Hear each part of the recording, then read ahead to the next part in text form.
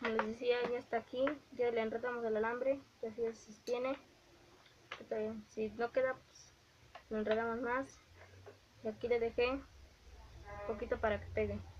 En este caso no lo quiero tan largo, lo voy a hacer así chiquito, un poquito más chiquito. A ver, vamos a hacer así. Y con cinta negra ponemos aquí todo esto.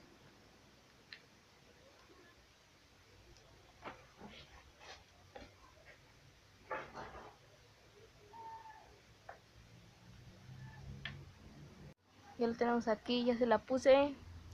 Ahora.